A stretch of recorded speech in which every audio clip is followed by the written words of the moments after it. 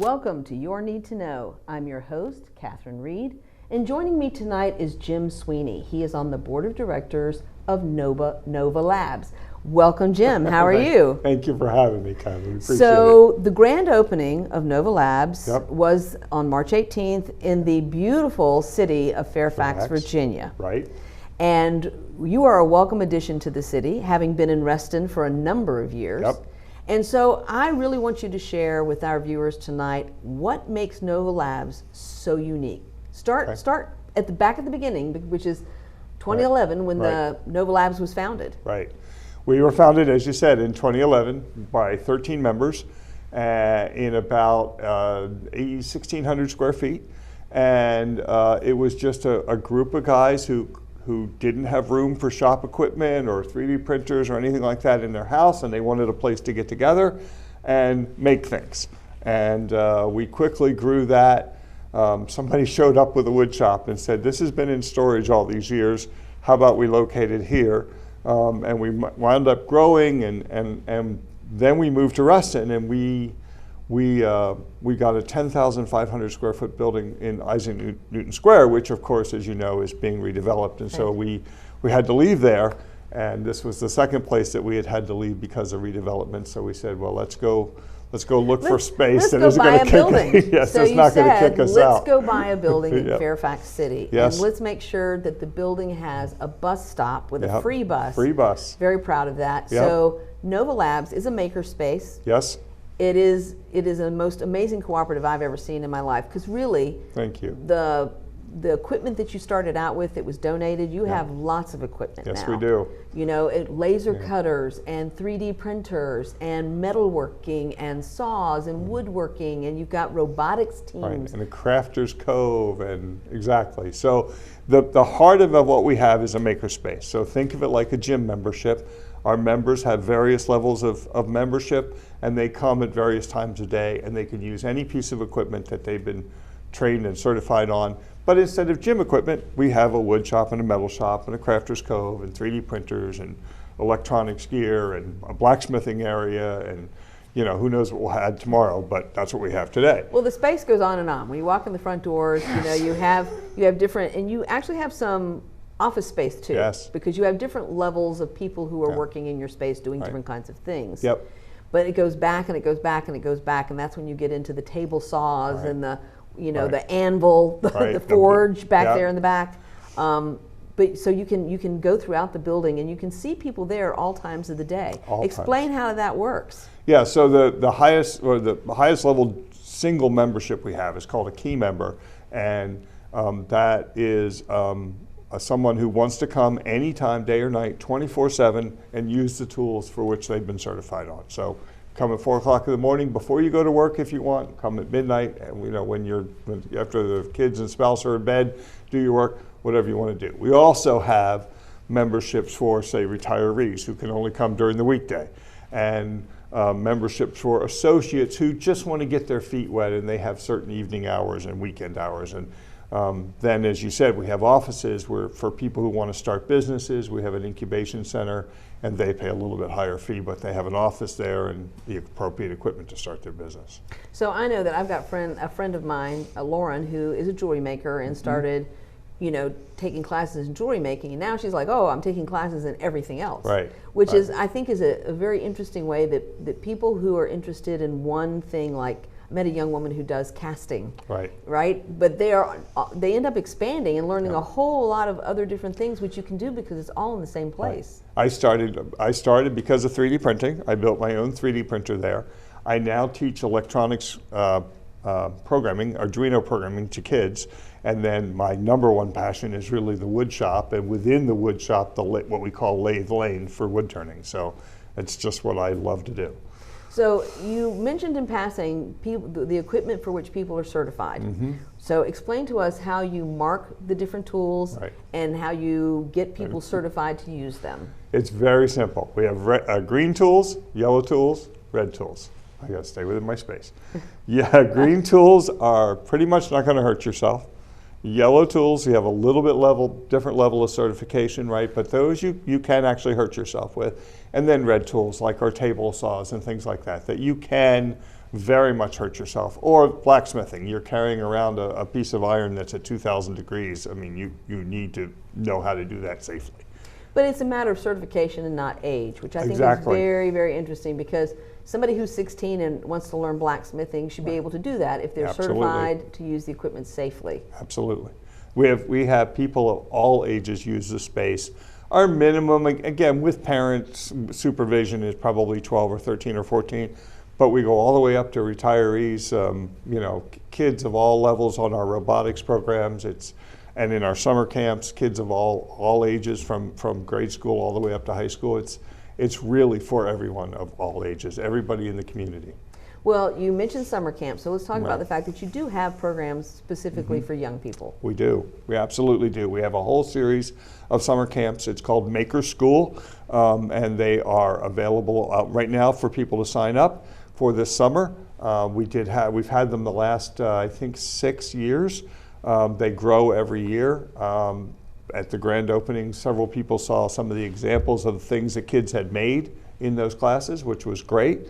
And then, that program is ever expanding, because as the more kids we can get interested in STEM and technology and engineering and art and math and science, the better, right? And so exposing kids to those disciplines and giving them experience with that really, really helps them as they grow forward in the community.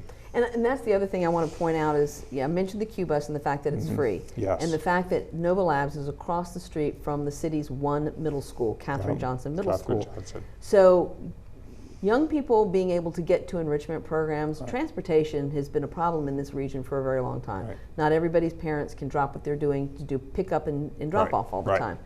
But you can safely ride for free the Q-Bus, and there's a Q-Bus stop right outside. Right outside of our building at 3850 Germantown Road, right in the heart of Fairfax. And that makes the difference too in talking Absolutely. about how you're going to get kids around for things like summer camp programs. Absolutely. I mean, parents can't always, take off work to get their kids to these various camps, but they can take the Q-Bus. It's free and it's safe. It's right outside our door. I think that's fantastic. Tell me about your robotics teams and your Friday nights. So robotics teams. We have robotics teams that start in grade school with the first Lego League and grow all the way up to the first program, all the way up at the high school level. As a matter of fact, our high school team was competing this Saturday while we had our grand opening down in Arlington. They were live streaming it to our event. They won that event and are now ranked 63rd in the world. In the world? In the world. So we're really, really excited. They missed going to nationals by 1 place last year. So hopefully they'll be going to nationals this year. Again, what a great way to get kids interested in programming and math and problem solving and team building and all those skills that they need going forward in life. So what about materials? Now you're talking about your Lego team. Right. How does one acquire said Legos in order to produce said projects? So at the very basic level, the young kids, everybody is given a kit. Every team is given the same kit. They build the kit, they program the kit, and they go to the competitions. It grows in complexity as you grow older, so that by the time you're in high school, there's no kit. There is a set of challenges. You will go to the competition, and your robot has to be able to do this, this, and this better than anybody else. Build the robot, program the robot, we'll see at competition. That's really It's phenomenal. amazing. It's absolutely phenomenal to watch these kids come together, build these things. And I'm not talking little 6-inch by 6-inch robots. I mean, these are 18 inches by 18 inches by 18-inch robots that throw basketballs across the room and pick up various shaped sizes and categorize them. And it's phenomenal, absolutely phenomenal. So do kids tend to come in as teams, or do they come in and form a team? No, they come in and form a team. They Isn't that come in interesting? and we, based upon age and everything, and we obviously have adult supervision for all of them. We have to, but they get joined up with a team, and usually what they'll do is they'll take an interest in the building of the robot, or the programming of the robot, or the driving of it. And so while everybody switches around, people kind of gravitate towards one specialty or the other. And how do you do your outreach? How are young people finding you? Through the web. We certainly have our robotics team on our website. We also have outreach programs throughout the community. We are at the Fairfax events in the fall. What's the fall festival that Fairfax City has? We do that every year, right? And we have lots of people come by and see the robots and go, how do I get my son or daughter involved in that? By the way, it's an even mix of sons and daughters, which is phenomenal, right? Also, to be honest with you, word of mouth, our teams are doing well enough now, they're beginning to get press coverage, which is great. So how about the adults? It seems like for all these young people that you have, you need instructors, and you need supervision, and you need floor stewards or whatever, shop stewards or whatever you call them. So almost all of our membership not only takes classes and makes things, but also teaches. So as I said, I make things in the wood shop, but I teach electronics classes. So almost all of the people at Nova Labs also teach. So that's great because they're multidisciplinary.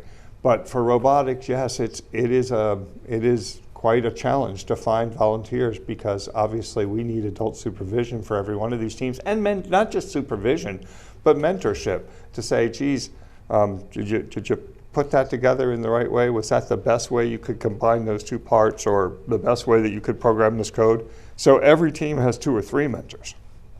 And that's interesting too. You think about looking for coaches for kids' soccer teams or lacrosse teams or basketball teams, but this is coaching, and you still need that many coaches, and you do, but just with a different kind of skill set. Exactly.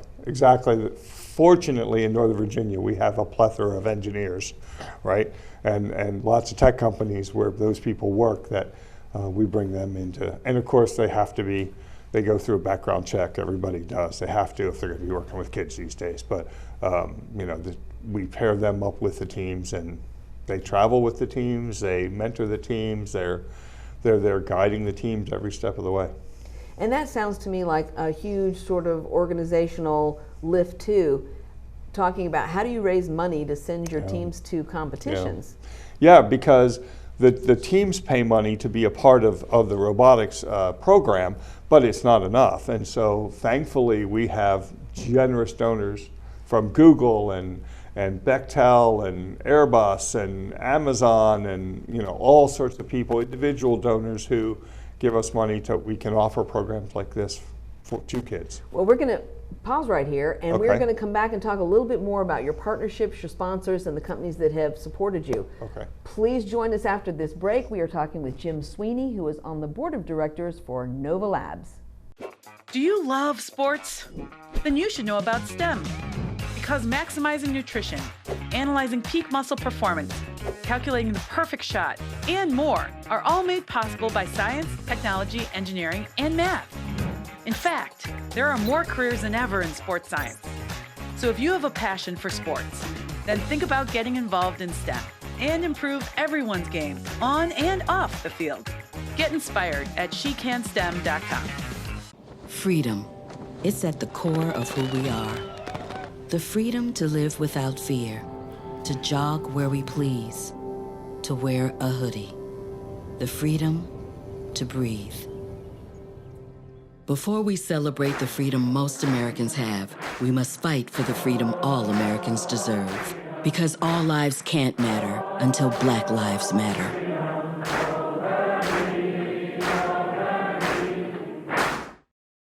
Caitlin, be serious. Now take the oath. Come on. I'm totally taking this seriously. Okay, I'm ready. You may begin. I pledge that I will never meet in person with anyone I first met online without checking with my parent or guardian. And furthermore, if my parent or guardian agrees to the meeting, it will be in a public place and my parent or guardian must come along. Do you pinky swear? I do. When you teach your kids about internet safety, they'll pass it on.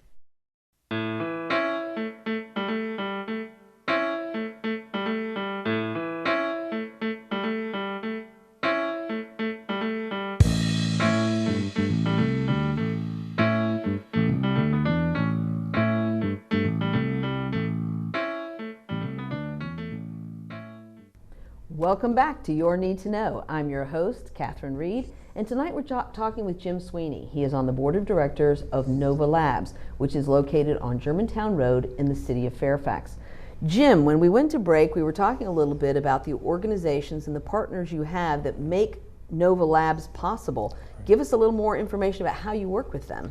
Well, we are, first of all, very fortunate to have a lot of sponsors. One of our biggest is Google, and a gentleman named Vince Cerf, who, as you probably know, is one of the fathers of the internet. He was with us back in Nova Labs 1 when we had 1,600 square feet. He saw our vision, he saw what we were trying to do, he loved it, and he has been with us not only financially, but as a leader and a mentor to us building up this space, you know, going from 1,600 to 10,500 to 38,000 square feet. So, but we have many, many other donors, not only corporate donors, but individual donors. And one of my favorite stories is we just got a donation from a young man out of the blue, didn't know it was coming, and in fact it came from an organization. So I had to do a little detective work to find out this young man was in our robotics program several years ago, went off to college, graduated in mechanical engineering and robotics, now works for a robotics company in Boston and competes at the national BattleBots level. He won a prize, but when you win a prize, you don't actually get money. You designate a 501c3 charity to get that money, and he designated us. And I was like just completely blown away. So we get sponsorship money from everywhere, major corporations, individuals. It's just phenomenal. And you are a 501c3, and we should probably mention you are the treasurer on the board. I am. I am. You are the treasurer, and Yeah. you are a 501c3, Yes. so that makes it easy to, you know, accept money from foundations. Yes. Tell us a little bit about grants. I know, having Yeah. worked with nonprofits myself for a long time, that there's grant money out there, but finding There people is. to write the grants, Right. you know, that's a whole separate thing by itself. We are very grateful to have Catherine Schiller on our board. She's another one of our 9 board members. Catherine specializes in writing grants, and we have received grant money from Go Virginia. We've applied to a City of Fairfax grant for our Maker School program this summer to allow up to 25 kids who could not afford to go to summer camp to be able to go to summer camp this summer, again on that free Q bus. Absolutely, and I think that's one of the things that I am most interested in with this makerspace is access. Right. Because there's an achievement gap that starts about 5th grade between kids who have summer enrichment programs and after school programs and those who don't. Right. And so access, transportation is one of the barriers, cost is the other barrier. And to find money out there to allow kids to attend your programs is so incredibly important because, as you said, STEAM, and I'm glad to hear you say STEAM, instead of STEM. Instead of STEM, it's STEAM now. It's STEAM because it includes art. Absolutely. And that, I don't think art ever should have been left out. Agreed. You know, so much of what you're doing in your maker space, you know, we're talking about the robotics and the woodworking, but you know, the jewelry making, people etch glass.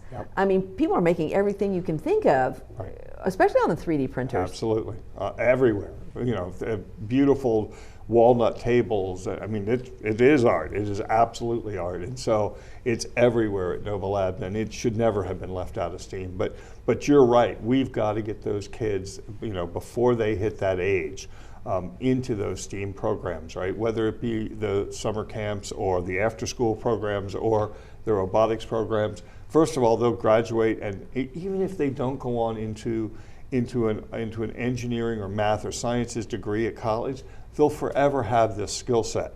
But hopefully some of them will and come back into the city of Fairfax and live here and make it a better place.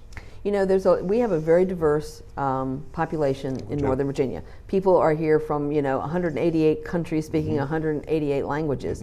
And so oftentimes immigrant families, you know, you look at the sitcoms, I'm thinking of like Mindy Kaling and some of the other folks who've talked about how these families want their children to be doctors or lawyers. Right? Like you have to be a doctor or lawyer, that because they aspire for their children to have the American dream and they think that is the American dream. But your makerspace and the things that people are learning in science, engineering, math, technology, and art are the jobs of the future. They and absolutely so are. if young people are not exposed to what is possible, if they don't acquire the skill sets for the next generation of jobs and industries, then some of these kids are just going to be left out. Right.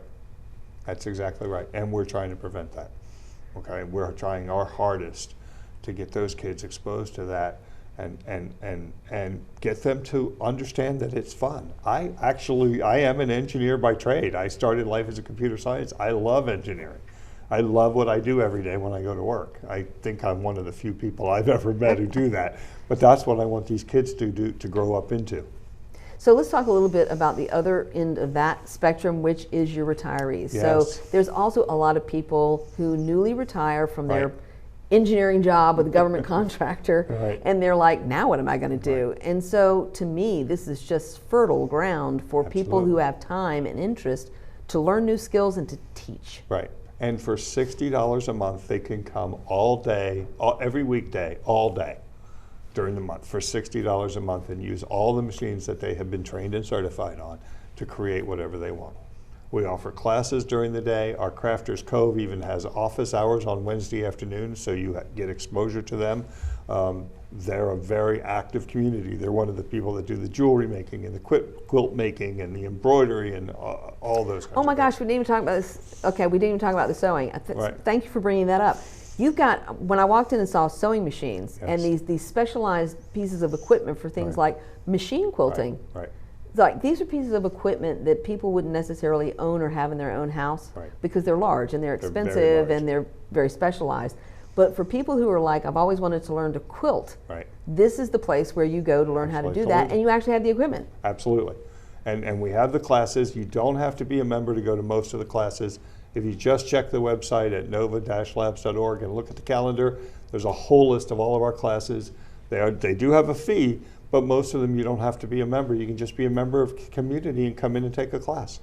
What else am I forgetting? The quilting I forgot. What else am I forgetting? I'm trying to think in my tour when I walk in the front door, what are all the things that I see? Laser. Talk a little about your laser equipment. You've got a laser lab. We have a complete laser lab that will etch plastic, metal, wood, and almost any material, even etch bottles. So there's an attachment for that. We've got 4 lasers in the facility, and we even have a clean room for, if you know now, you see the river tables, right, where they take 2 pieces of wood and they do the colored, plastic in between it. We do all of that. There's just so many things at Nova Labs that I think people get confused because either it's too much to see in one outing, or they just see the wood shop and they go right to the wood shop, when in fact we have so many other programs. So one of the things that was intriguing at your open house that you showed me was that one of the kits or the projects that your kids are going to do this summer is about building their own gaming console. Right. Yeah. So who came up with that idea, and how does that work? Well, we have summer camps the full gamut, like building a skateboard, doing claymation, stop frame animation, building a gaming console, learning to program, all sorts of things. But the game console, I mean, kids are really into games, and this is a way to learn, how to put something together, how to program it. It's to get your hands dirty and understand how to make that. It's one of our most popular programs. It does have an extra cost because of all the materials involved, but it's one of the most popular summer camps. And if you go in, these kids are just laser focused on these activities in the middle of summer. I'm so impressed every time I go in. It's something else. So talk a little bit about the donations of equipment, because there's some really interesting stories about the massive pieces of equipment you have that are like, well, somebody donated it to us.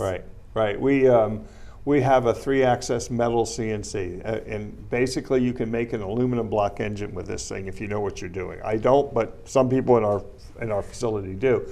It was donated, and the company called and said, we're getting a new one. It is perfectly serviceable, perfectly usable, and we use it to train people on how to use those kinds of equipment. Now, we've since gotten one that's newer, and we're becoming a part of that vendor certification program, so we'll be able to offer classes to the community on how to use that and give that certification to the community, right, to help further their skills development. And that kind of edges into something that is Council Member John Staley's big thing, which is apprenticeship programs, because John is very interested in the fact that people need to learn skills, and then they need to have companies willing to hire them after they've learned to build, an engine block. Right. So do you see moving forward into the future that is something an area you might want to expand into, is partnering on an apprenticeship program? Huge area of expansion for us. We're helping the kids, right? We want to help the adults who need further skills training to go out and get better jobs and provide better for their families. And so we're working with the city now to develop those programs, and it's a huge area of expansion for us. Well, and it's a benefit to the community because there has been this period of time where we no longer had vocational high schools. I mean, you could still do VOTEC back when I was in school in the 70s, and then that kind of went away. And so then everybody was going to go to college, and so now you can't get a plumber, an electrician, a welder, an auto mechanic, because there's just almost this whole generation of people who never learned those skills. Exactly. And those skills are still very much needed. We can train those skills. Right, we have the equipment, we have the knowledge base to train the community how to use those and how to go get a better job with those skills. So when you talk about how you're doing outreach, people now know that they can donate equipment to you. Yes. They can donate money to you. Absolutely. They can donate their time. Absolutely. They can help you develop scholarship programs for kids to be in schools. We're looking at apprenticeship programs, which is the other thing, and I think I may have mentioned it, is that you own your building. We do. Which is, so you'll never be kicked out of your building again. We'll never be kicked out of another building. We're so happy. It's been a long struggle. Our first building is part of the Wheelie Avenue Metro. Our second building, as I said, is now demolished, and it's part of the redevelopment of Isaac Newton Square. And so we really wanted to purchase a building, and thankfully we hooked up with Freedom Bank, which is a local Fairfax City business. They financed the purchase of the building for us, and we love working with them. They're just absolutely great. They were at our grand opening. I mean, it's pretty nice to have your bank. I tell you, Freedom Bank is a local bank. It's Fairfax City Bank. Joe Thomas is a terrific person to work with, and his team has been great. And there's nothing more important than having a bank that really cares about the success of your business. Absolutely, and we feel that they do, and we love having them. Well, so we have sung the praises. I hope that people who are watching understand that they are welcome to come to your facility. Absolutely. So thank you so much for being here. This has been very illuminating. Thank you so much for having me. And I will be a frequent guest at Nova Labs. We're looking forward to it. Thank you. And for those of you at home, I hope this has really answered your questions about Nova Labs. If you haven't visited their facility, you should, because they give tours during the day, and you can sign up for those tours at their website online. You can go evenings, you can go weekends, and you can also check out all their offerings on their website. And this is what you need to know.